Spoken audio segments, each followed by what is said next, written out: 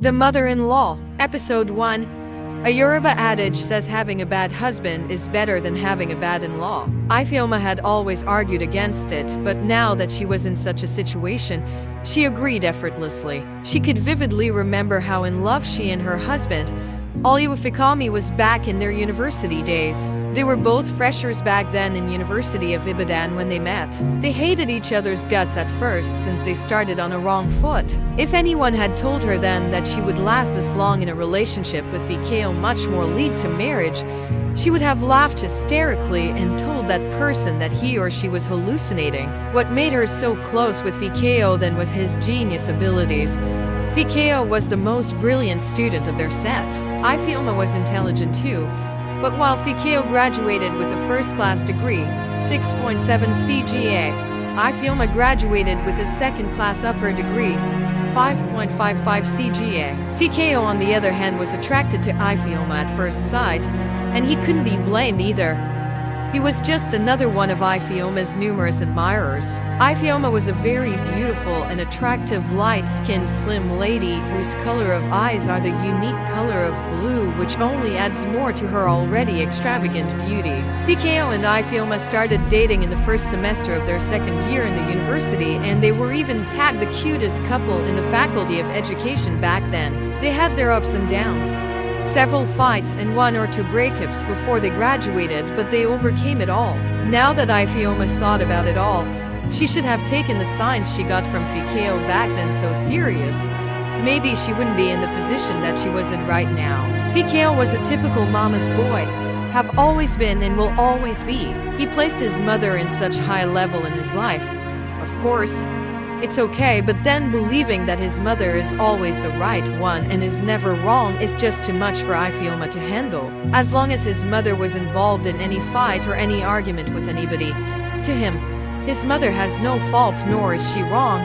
Fikeo also had a very huge flaw back then: jealousy. Ifeoma had never seen or known of any man who could be as jealous as Fikeo was. He never wanted Fikeo near any man whatsoever, and he made her cut off any form of friendship or acquaintance with them. Ifeoma always thought of it as being cute and just overprotective of her, but now that she thought of it all, she should have taken it more serious. But then, you do not get into water and then start crying of cold, since it should be expected. Ifeoma was still in the mood of reminiscing the past and all the signs she missed back then when the doorbell rang, and immediately she shouted the typical "Who is that?" The voice that answered "Come and open the door for me" was none other than her worst nightmare. It was her mother-in-law. Ifeoma sighed before she opened the door to let her in, but then she was not alone this time. She came along with a grown-up woman who has one very thick tribal mark on both sides of her face. "Good afternoon, Mama." Ifeoma greeted her mother-in-law kneeling on both knees. She didn't want to start on a wrong foot with her, since she could practically take up her not kneeling as a very big deal. "Well done. Where is my son?" Mama asked, eyeing Ifeoma vigorously. "He's yet to be back from work, Ma. You know the nature of his job. But I'm sure he'll be back soon." Ifeoma replied, smiling and trying to lighten up the tense room. "He'll be back soon, and you're just sitting doing what? Is he going to drink just water after a tiring day at work?" Mama questioned. "No, Ma.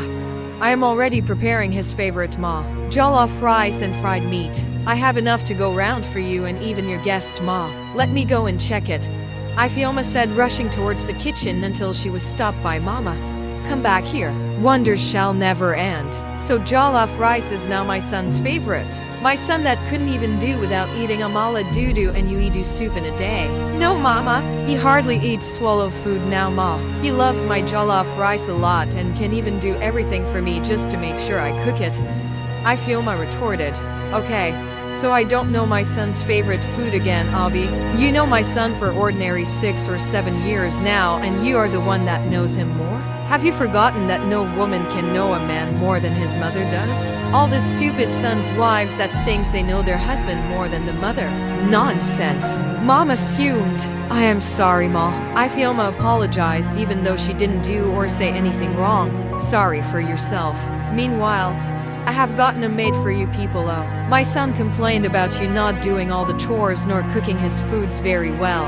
So this is Tofunmi, who will be living and working in this house henceforth. Mama said while Ifeoma looked at her dumbfounded for a while before she found her voice and spoke. But, Mama, Fikeo didn't mention any such thing to me, Ma. And he never complains of my foods, not once. And I can handle all the chores. There is literally nothing she'll be doing in this house. The washing machine washes our clothes and the dishwasher does our dirty dishes. I sweep this house myself and cooking is not a big deal either. It's what I'm good at, so a maid is definitely not what we need, Ma. But thank you for trying to help, Mama. So that nonsense food that hardly has pepper in it is what you call food? Ordinary you eat.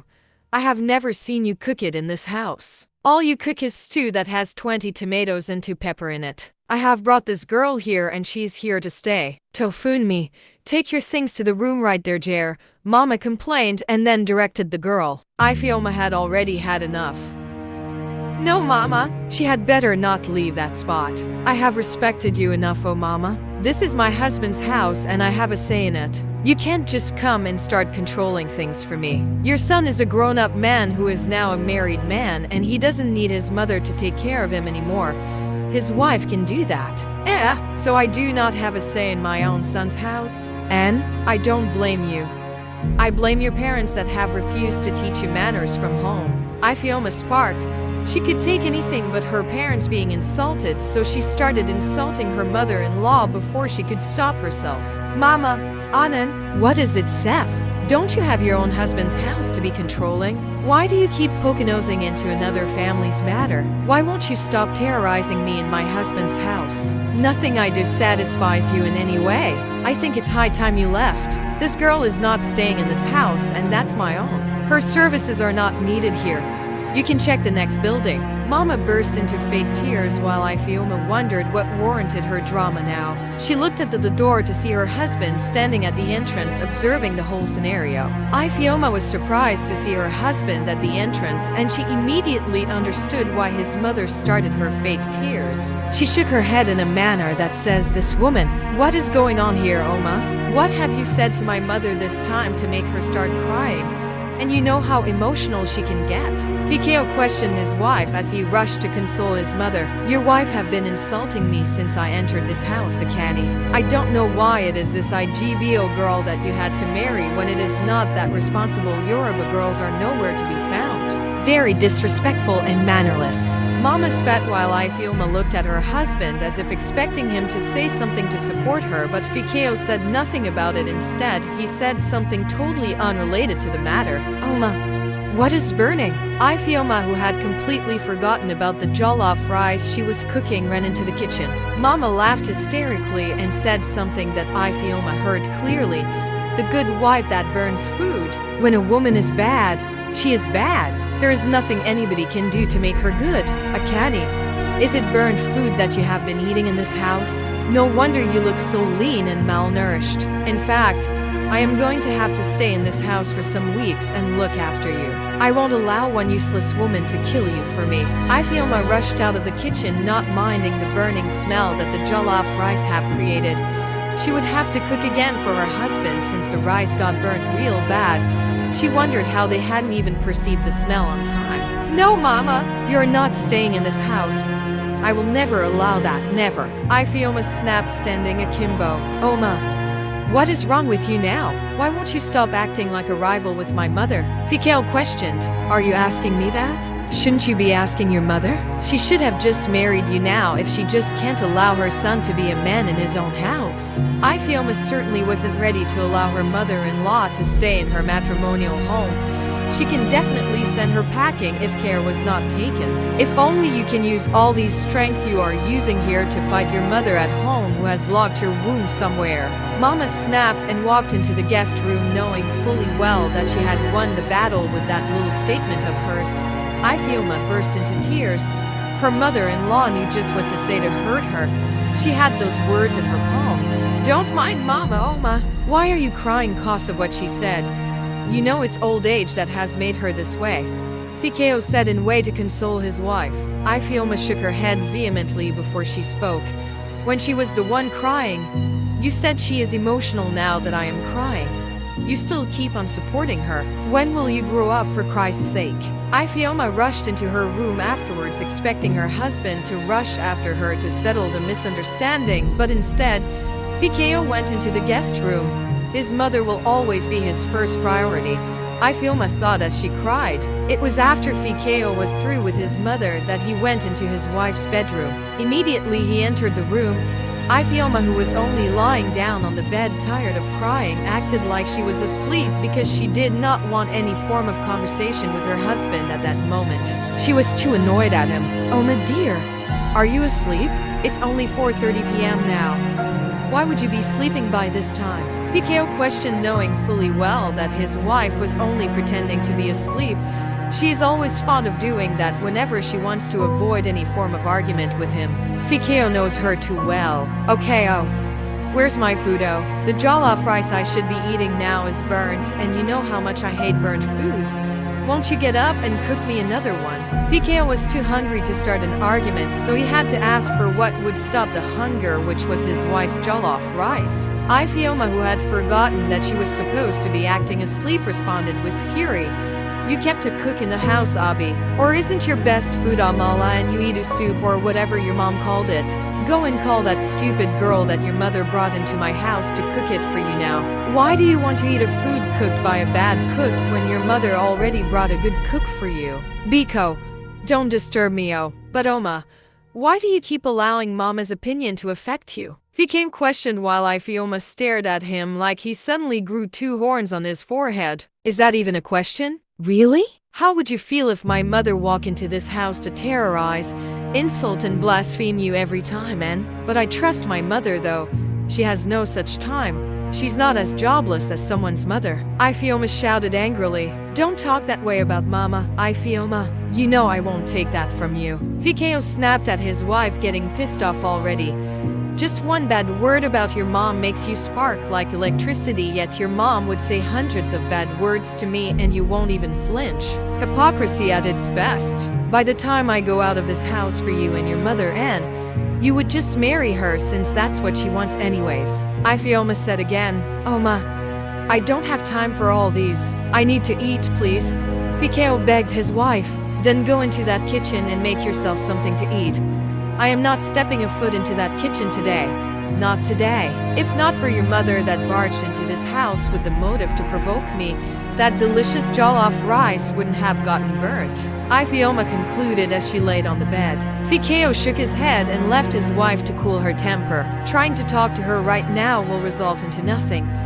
He walked into the kitchen that he had not stepped foot in for at least 5 months now to cook something, but before he could even touch the gas cooker, his mom rushed in like someone that was being chased. Ifeoma, or whatever they call her, has turned my own son into a houseboy. My son now enters kitchen, oh. Your charm or voodoo will not work, oh useless woman. It won't work. It is not while I am alive that you will turn my own son into your houseboy. Mama shouted, running helter-skelter like a deranged woman as soon as she succeeded in dragging her son out of the kitchen. "Who is that shouting like someone who escaped from a psychiatric hospital now?" Ifeoma asked in false politeness as soon as she walked out of her room. "It is your whole family that will end up in a psychiatric hospital, not me." "Oh. I am so sorry, Mama. I had no idea that it was you. I was just wondering why anyone would shout like that when it's not that she got bitten by a dog." Ifeoma apologized in a mocking manner, all the while trying not to laugh. "Why won't I shout when you have decided to turn my Akeni into your houseboy?" "Seriously?" Fikeo, who has not stepped into the kitchen for months, even if it's to take ordinary bottled water from the fridge, and then he steps into it just today and he has turned into my houseboy. The height of foolishness in this house amazes me a lot. Meanwhile, houseboy, it's better you get into that kitchen and cook, cause I won't do it for you, and I better not see that dirty girl your mother brought into this house in my kitchen either. Even your mom isn't allowed, and you know me, oh. So don't try me at all." Ifeoma concluded as she walked gracefully into her room with no care in the world.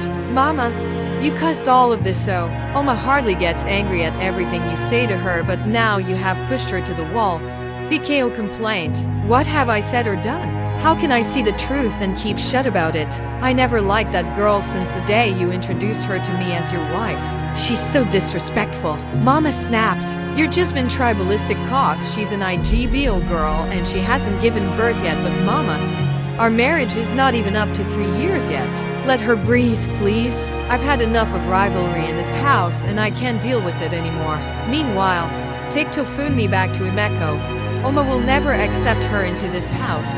Fikeo concluded as he walked into his wife's bedroom to cajole her. Since when does your wife's opinion matter in your own house? Why would you allow her to make decisions for you? Is she now the husband in this house? Tofunmi, get your things. We are going out of this house. I'll have to do something to nullify the voodoo that this stupid woman has put in my son's food to turn him against me. Let us go, Mama said as she banged the door angrily on her way out. Meanwhile, Fikeo succeeded in cajoling his wife and Oma went into the kitchen to cook for her husband. It was a cold Sunday and Mama, who as usual had come to spend the weekend in her son's house, barged into her son's room to greet her son only to meet the horror of her life, so she rushed out the same way she rushed in. Oma had the best laugh of her life at the woman's expense. She just wouldn't stop laughing. Her husband quickly rushed after his mother. Meanwhile, in the guest room that Mama stays whenever she comes around, Mama was fuming. Mama, what you saw is a normal thing that occurs between couples. You shouldn't have barged into the room in the first place. Fikeo tried to explain, utterly embarrassed that his mother had to see such an intimate thing. Mama, on the other hand, was still shocked. She had never experienced nor expected such. It never occurred during their own days, so she found it hard to mask the shock and disgust she was feeling. What was that nonsense that you were doing, Akane? The same place that blood comes out from every month. I am so disappointed in you. What has gone wrong with you, Nitori alone? Mama complained, almost crying. Mama, it's called oral sex and it's an intimate thing between couples these days. It's nothing to cry about. Fikeo pestered, scratching his neck, not knowing how else to explain this to his mother. Ifeoma, who had been standing at the entrance of the room, burst into hysterical laughter. She was enjoying the woman's horror. Fikeo, is your mom crying? Cause of ordinary oral sex? That will teach her to always knock on the door instead of just barging into the room every demon time like she owns the house. She always seemed to forget that you have a wife in this house, Ifeoma said amidst laughter. You evil woman! How dare you make my son do that? How dare you! You witch! Mama shouted at Ifeoma, who still wouldn't stop laughing. She was just finding the whole situation so funny. Mama, oh, ask your son if I force him now. We both enjoy it and it's a two-way thing, so it's no big deal. You're the one who needs to know her place in this house. You should let your son have some privacy and stop meddling into his life both physically and emotionally. What we do on our matrimonial bed is our business and not yours. Ifeoma stated, now hiccuping as a result of laughing too much. Biko, baby, I need to take my bath, or should I wait for you? Let's continue what your mother interrupted. Ifeoma said again as she bursted into another fit of laughter before walking into her husband's room. Mama stared at her son, still not processing what her eyes just saw. She swore never to barge into her son's room ever again. Oma, you are really trying with that woman you call your mother-in-law. If I had such mother-in-law, God knows I would have poisoned her, Tay-Tay. Bula, one of Ifeoma's best friends, said nonchalantly. Ifeoma had just two best friends right from secondary school, Bola and Halima. They attended the same university and their friendship seemed to grow stronger through the days. Bola was yet to be married but has a boyfriend who was a married man. Halima, on the other hand, was a year married on the basis of an arranged marriage to in-house a man. I am Bola. That is too extreme. Killing on top, what nah? Halima exclaimed while Ifeoma just kept quiet. Look at this one, oh. It's like you don't know what these mother-in-laws are capable of doing. I trust myself. If I should get married and any stupid woman tries all that nonsense with me, she should be ready to join her ancestors in hell. Bola exclaimed, taking the whole issue personal. Oma, you had better not mind this girl who doesn't even know what marriage entails yet.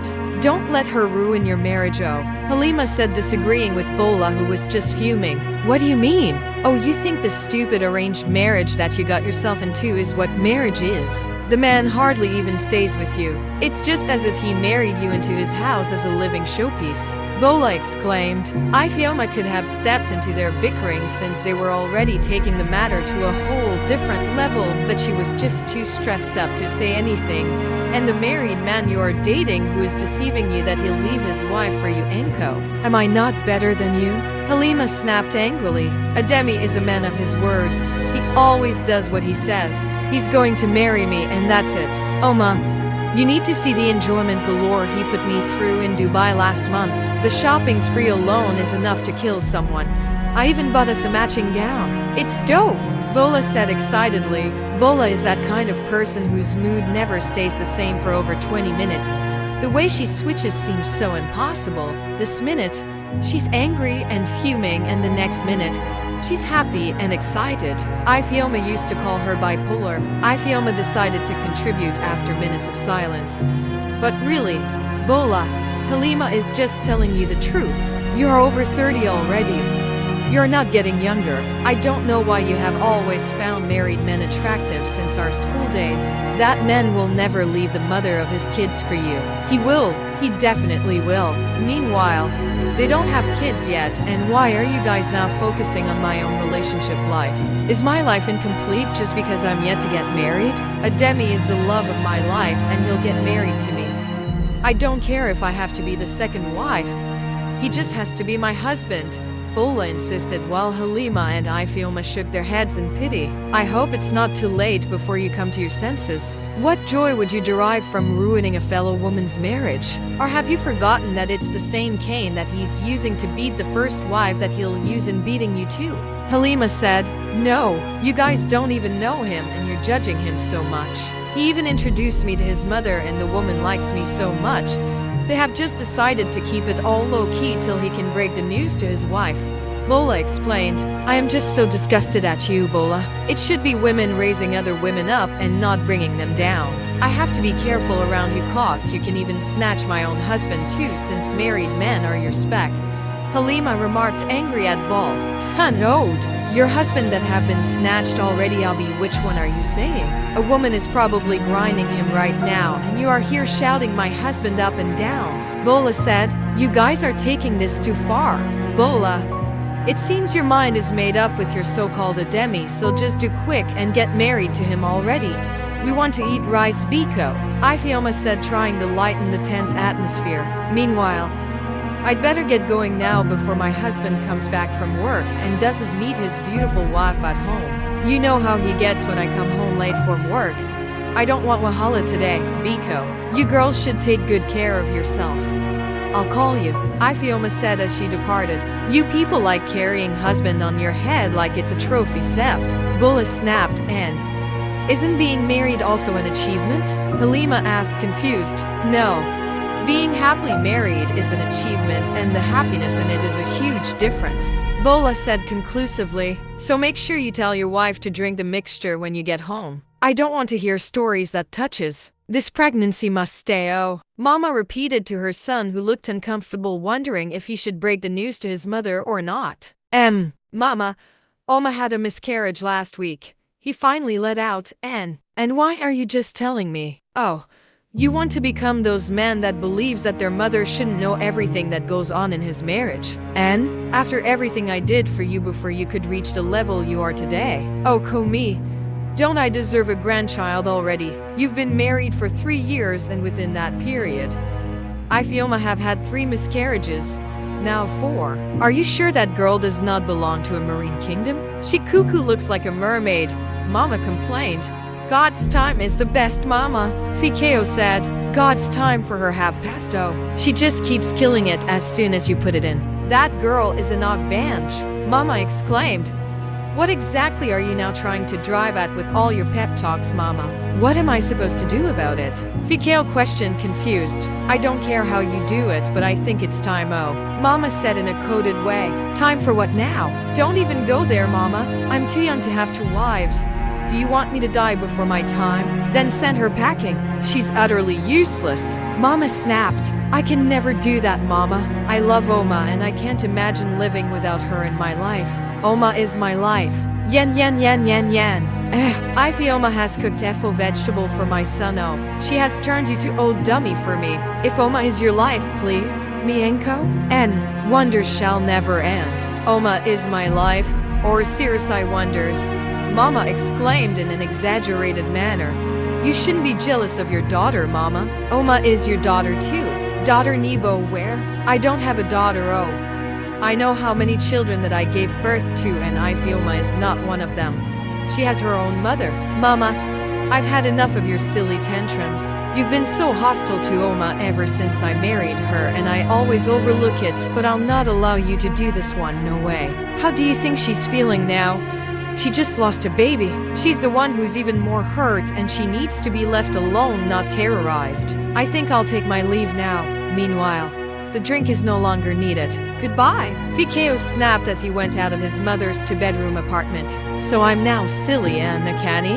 I will not allow that woman to turn you into an unfortunate man. Whether she leaves or not, another woman is coming into your house, Mama shouted, even though Fikeo had already zoomed out of the compound. She rushed into her room to take her phone. She dialed a number and spoke into the phone speaker. Hello, my dear. No. All is well, Jer. I just want to tell you to come to my house tomorrow with some of your luggage. Yes, it's time to claim your husband too. No, don't worry. I'll settle that. Okay, dear. Till then, thank you. Bye. We shall see whose want will come to pass now, she said to herself after hanging up. Ifeoma was trying so hard to sleep despite the sleeping pills she used. She had called her boss that she wouldn't be able to come to work that day, and her boss, being a very understanding woman, told her to take 2 days off. When sleep seemed not to come, she decided to fill her tummy up with a large bowl of ice cream that her husband brought home the previous night. She turned on the TV and sat directly in front of it.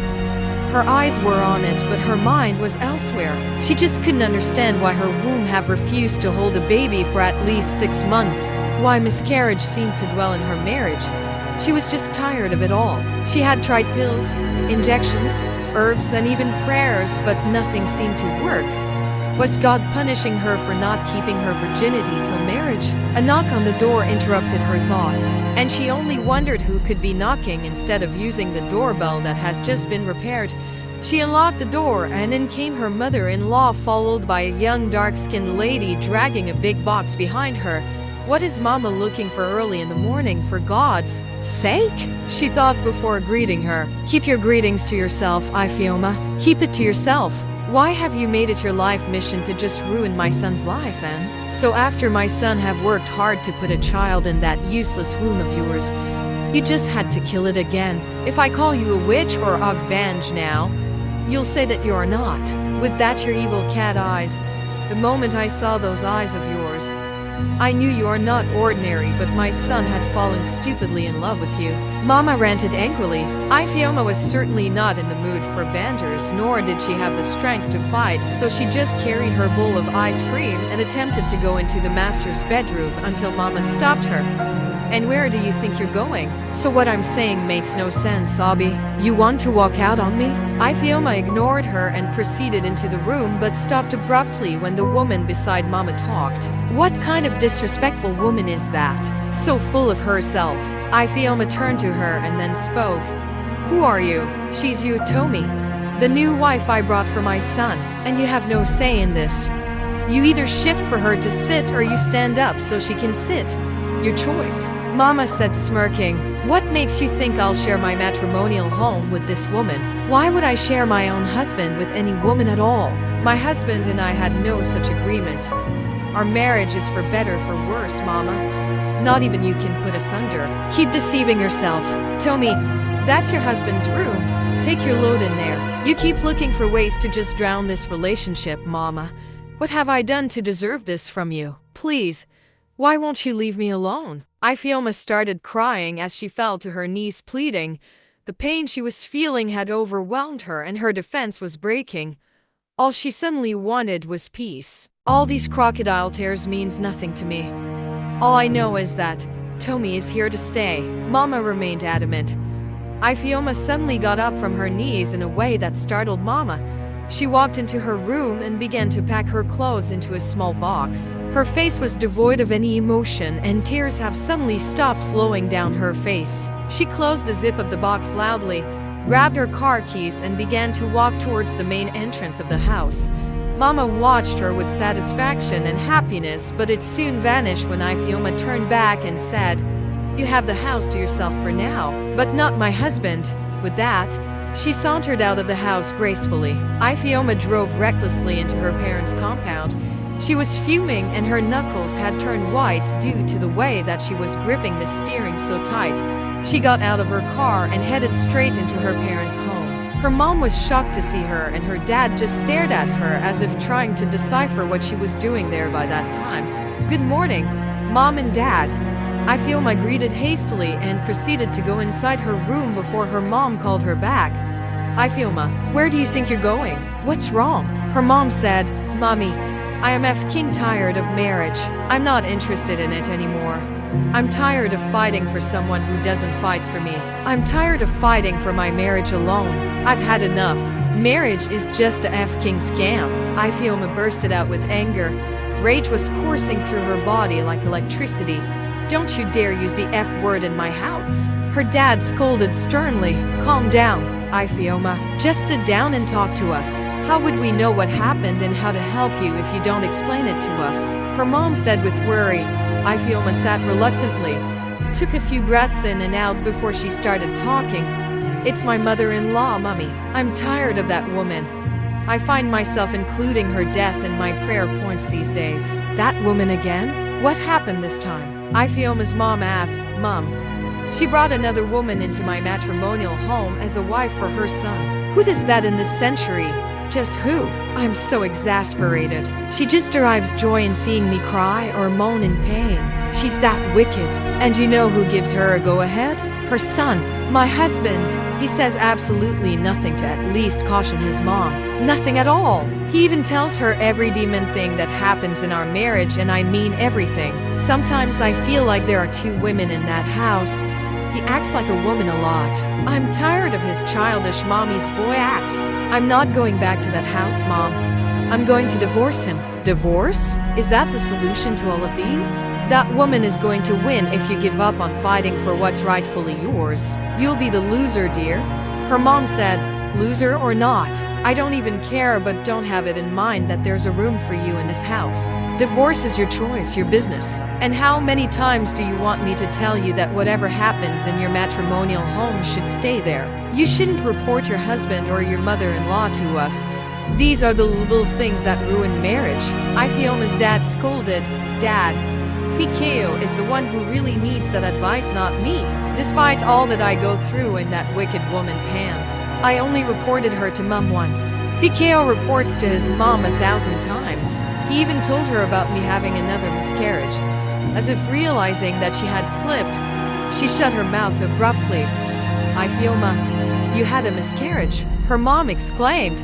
"And what do you mean by another miscarriage?" Ifeoma's dad questioned, shock written over his face. "I thought you've never gotten pregnant, Mrs. Ogbonna," her mom said calmly. "Mom, I took to your advice and kept certain things from you guys. That was my 4th miscarriage in 3 years, Dad. The 4th. Each pregnancy does not last up to 4 months. None did. They just suddenly come out of me in form of thick blood. The 4th miscarriage happened last week," she explained. Her mom stared at her in shock and disbelief while her dad just stared in silence. "Those are not the kind of things you should keep away from your own mother, Ifeoma. For miscarriages? Does that sound normal to you? I know you don't believe in spiritual cases and all that, but don't you think this one isn't something ordinary? How could you lose 4 of my grandchildren and still be so calm?" Mrs. Ogbonna snapped angrily at her daughter. She couldn't believe that her own daughter didn't think she needed to share something that sensitive with her. "You talk as if they aren't my children, and I pray fervently these days. I even fast a lot. Our doctor said there's nothing wrong with my husband and I," Ifeoma said. "I can't believe my ears. Peter, see what your marriage advice has made your daughter keep from us, so. Ifeoma has killed me." Ifeoma's mom shouted. "Calm down, woman. Must you blow every single thing out of proportion?" Meanwhile, Ifeoma, miscarriage or not, This is not an issue to be solved right now. You still have to go back to your husband's house. Your mother will see to your problem with immediate effect. All I know is that you are not spending a night in my house." With that, Ifeoma's dad left them and went into his room. Ifeoma's mom followed her husband in after promising her daughter that she'll talk to him. When Ifeoma saw that her parents were taking too much time in the room, she stood up to leave until her mom came out slowly. He says you can stay. To be continued. Episode 2.